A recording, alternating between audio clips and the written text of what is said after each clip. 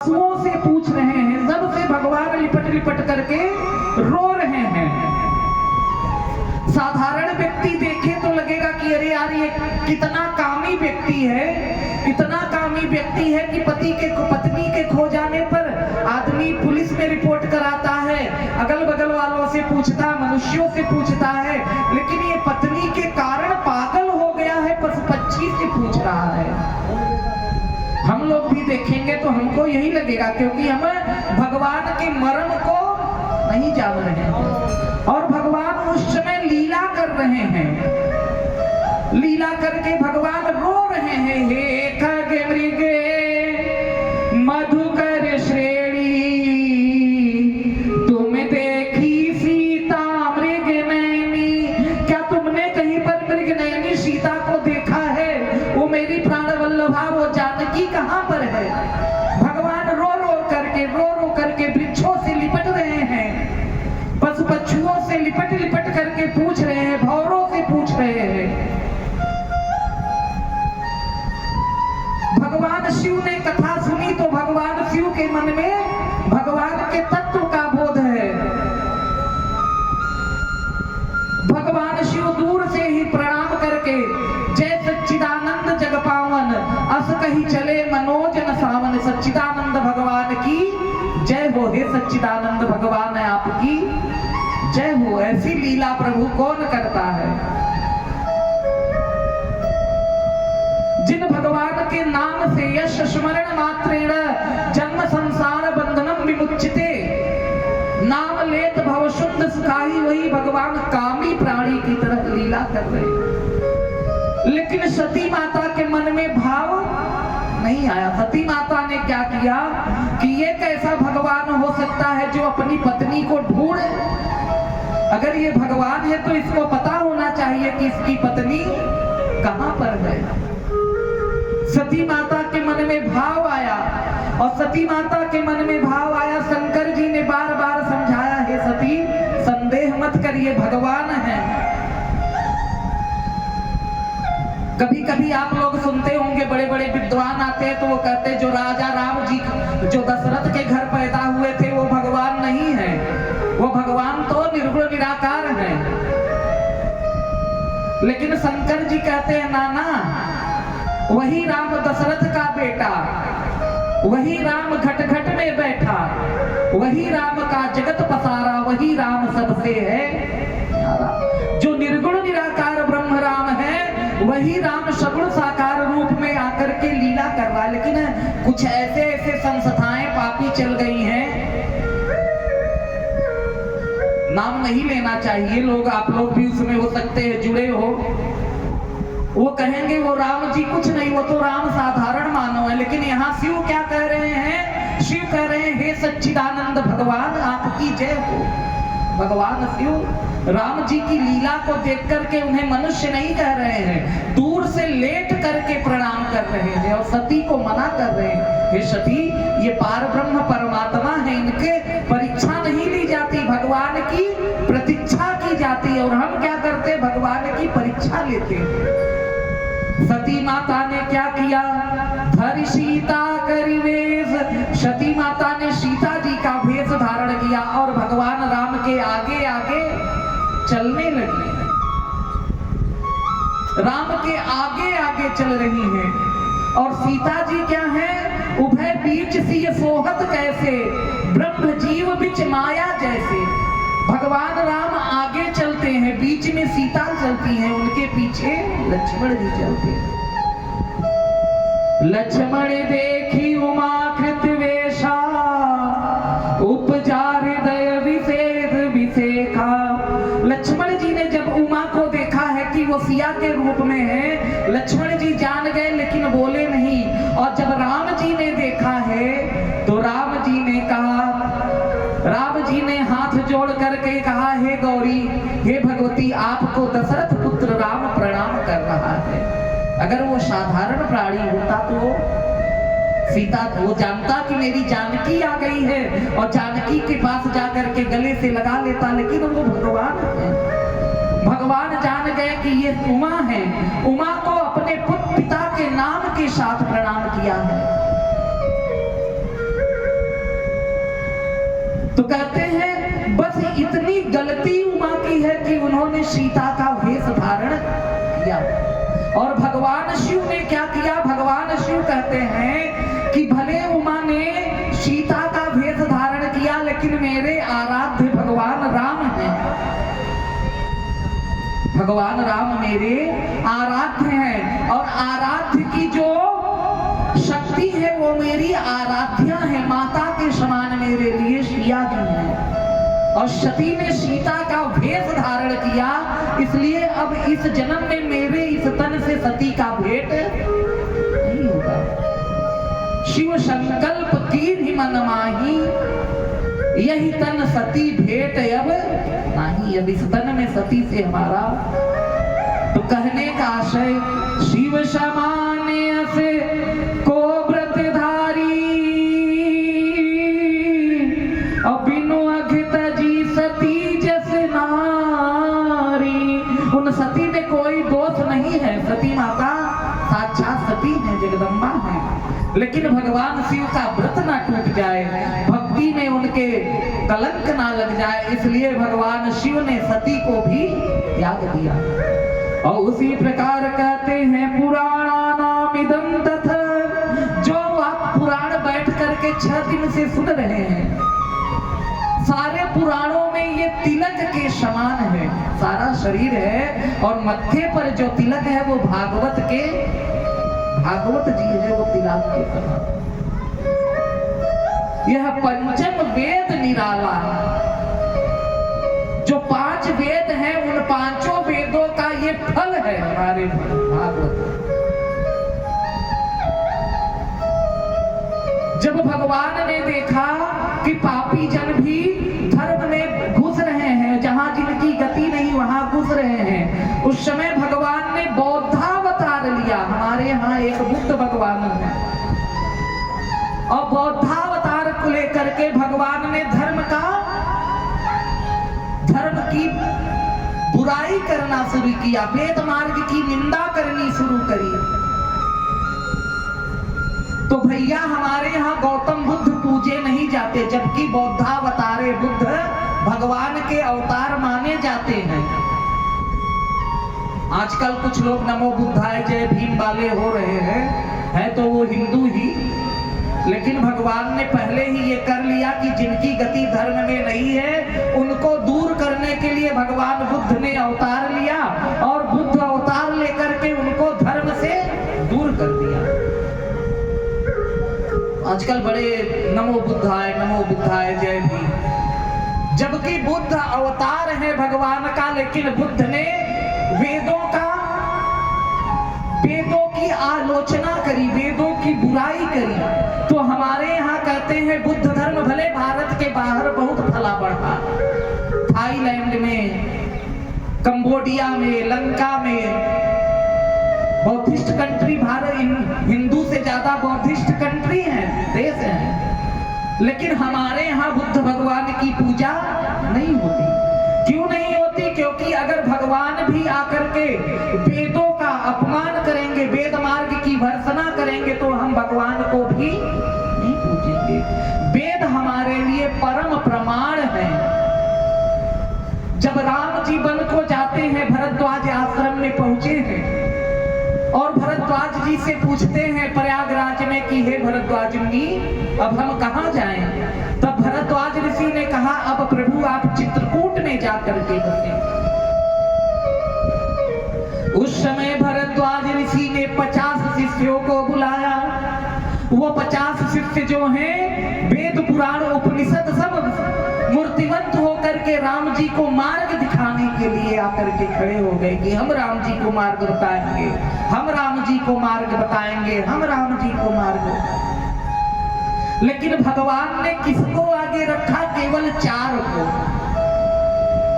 वो 4 कौन है? ऋग्वेद, यजुर्वेद, सामवेद, अथर्ववेद। भगवान के आगे अगर हमारे यहाँ कोई चल सकता है तो वो वेद है, क्योंकि हम वेद मार्ग के उपासक हैं।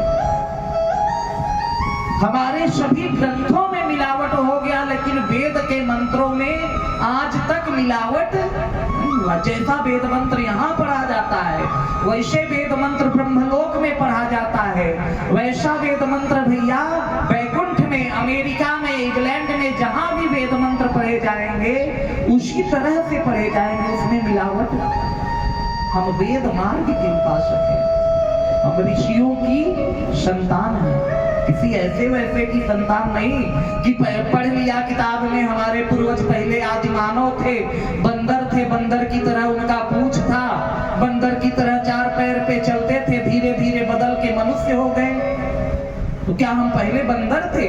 नहीं नहीं, भगवान नारायण के नाभि से कमल, कमल से ब्रह्मा और ब्रह्मा से मनु शतरूपा, उन्हीं मन शतरूपा की संतान हम हैं, हम मानव हैं, हम पार ब्रह्म परमात्मा नारायण की संतान हैं। और विदेशी क्या कहते हैं कि हम बंदर से मानव बने। अगर बंदर से मानव बने तो ये जो सुबह सुबह यहाँ बंदर आकर के आतंक मचा रहे थे, राम जी के समय से आज तक बंदर वो मानव क्यों नहीं बन पाए? वो वैसे बंदर के बंदर रह गए। उनमें भी तो बदलाव आना चाहिए। लेकिन भैया विडंबना ये, इसी प्रकार कहते हैं भारते मानव जन्मम प्राप्यतम प्राप्य भागवतम नये श्रुतम पापम पराधीन रात्मा घतस्तो ते कृतः। कहते हैं जो श्रीमद् भागवत में भारत भूमि में प्रकट होकर के, जो भारत भूमि में प्रकट हो गया, पैदा हो गया और मानव जन्म पा लिया, और मानव जन्म पाने के बाद जिसने भागवत की कथा नहीं सुनी, देवता उसको धिक्कारते हैं। देवता भैया उसको धिक्कारते हैं कि धिक्कार है इसके जीवन का, जो भारत भूमि में जन्म लिया है, उच्च कुल में जन्म लिया है, और भारत भूमि में जन्म लेकर के भगवान की कथा से, भगवान के भजन से, अगर आप चाहो बैकुंठ में, बड़े ध्यान से सुनो इस बात को, अगर आप चाहो कि हम बैकुंठ चले जाएं और बैकुंठ में जाकर के वहां पर बैठ के भगवान की कथा सुने, तो ये पाना बहुत, वहां आपको भगवान भले मिल जाएंगे, लेकिन भगवान की कथा, हनुमान जी जाकर के भगवान से पूछते हैं, भगवान कहते हैं हनुमान अब मेरे साथ चल तू। लेकिन हनुमान जी ने हाथ जोड़ा है, कहा है प्रभु मुझे एक बात बताइए, मैं आपके साथ चलने को तैयार हूँ। बोले क्या चाहिए हनुमान? बोलते हैं प्रभु क्या आपके धाम में मुझे आपकी कथा सुनने को मिलेगी? सभी माताएं ध्यान से सुने, क्या आपके धाम में मुझे आपकी कथा सुनने को मिलेगी? नाना हनुमान वहां मेरा जन्म नहीं होता, वहां तो मैं नित्य हूँ। तो हे प्रभु जब तक इस पृथ्वी पर आपकी कथा, आपकी चर्चा और आपका नाम होता रहे, तब तक मैं इस पृथ्वी पर रहूं, मुझे ऐसा वरदान हो। इस भाव से कथा सुननी चाहिए।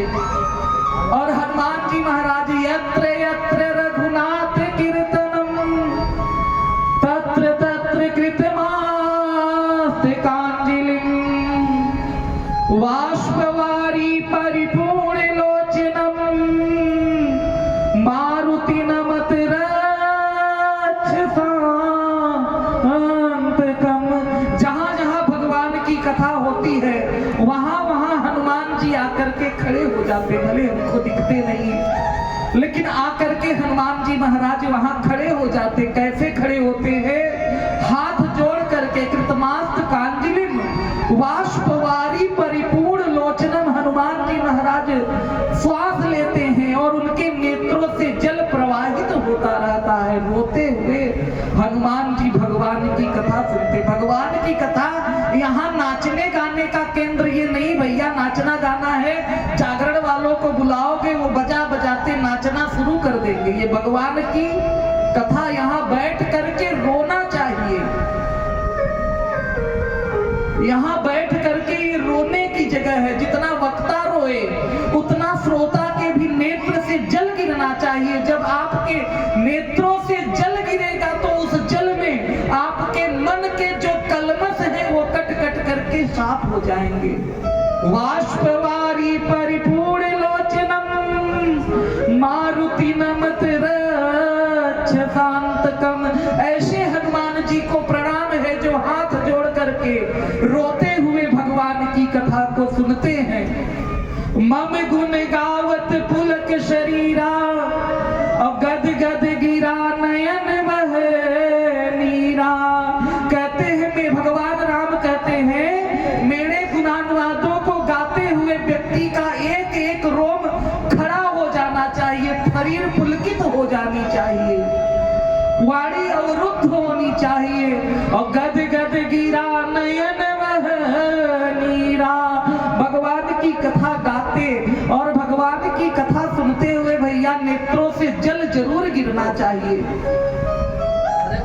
इतने भाव से भगवान की कथा सुनो कि कथा में रोना आ जाए। और जब हम यहाँ बैठ करके रोएंगे तो हमारा हृदय का पाप कटेगा। ये रोने की जगह, यहाँ एंजॉय करने वाली जगह नहीं है भैया, ये व्यासपीठ है, ये भागवत पंडाल है। हंसने गाने के लिए किसी भी गायक को बुला लो, किसी भी मंडली को बुला लो, खूब बढ़िया बैंड बाजा बजा के नाचो गाओ। यहाँ तो केवल रोना आना चाहिए। हरि जी तुम चंदन हम पानी। हे हरि आप चंदन हैं और उस चंदन में मैं पानी की तरह घिस घिस करके आपके अंदर समा गई। जाकी वासे अंग अंग समानी। हरि जी तुम चंदन हम पानी। है हरि तुम चंदन हो हम पानी हैं। बैठ करके भगवान से वरदान मांगना चाहिए। बार बार बर मांग हो हर्ष देव श्री रंग। पद सरोज अन पायनी भगति सदा सतसंग। हे नाथ मैं बार बार अपनी झोली पसार करके आपसे यही वरदान मांगता हूँ, मुझे कोई दूसरा वर नहीं चाहिए। क्या वर चाहिए पुत्र? पद सरोज अन पायनी। अगर मुझे पशु बनाना हो तो मुझे नंद बाबा के धेनु बना देना मानुष। अगर मुझे मनुष्य बनाना तो मुझे गोकुल का ग्वाल बना देना। अगर मुझे पत्थर बनाना तो गिरिराज गोवर्धन का पत्थर बनाना। और अगर मुझे जल बनाना तो यमुना का जल बनाना। है नाथ मैं जिस जोनी में जिस जन्म में मैं जहां रहूं, अगर तुझे लगता है मैं तोता बन जाऊं तो मुझे मोर बना देना। मैं राधे राधे गा करके नाच नाच करके मैं प्रियतम को रिझाऊंगी। मैं मोर बनूंगी तो मैं नाचूंगी और अपने प्रिया प्रियतम को रिझाऊंगी। अगर मैं गैया बनूंगी तो अपने गोविंद के चरणों को चाट चाट करके पवित्र करूंगी। अगर मुझे पर्वत बनाना प्रभु तो गोवर्धन का बनाना, जिसको भगवान अपनी उंगली पर उठा लेते हैं। जय ही जोनि जन्म कर्म बस राम पद अवराधई। लेकिन मेरी रति प्रभु आपसे एक क्षण के लिए मेरा मन आपसे दूर नहीं होना चाहिए। पद सरोज अन पायनी भगति सदा सत्संग। कुछ दो ना दो लेकिन प्रभु अपने चरण की भक्ति और अब सदा मुझे सत्संग मिलता रहे आपकी कथा के विदूर में। ये भाव भैया प्रबल जब होगा, प्रेम जब अनंत हो गया, रोम रोम संत हो गया, उस समय जाकर के भगवान आपके पीछे पीछे चलने लगेंगे। जहां जहां मेरा भक्त पग धरता है वहां वहां भगवान। और ऐसे भक्तों के अधीन अहम भक्ति पराधीना। भगवान कहते हैं मैं अपने ऐसे भक्तों के पराधीन रहता हूं।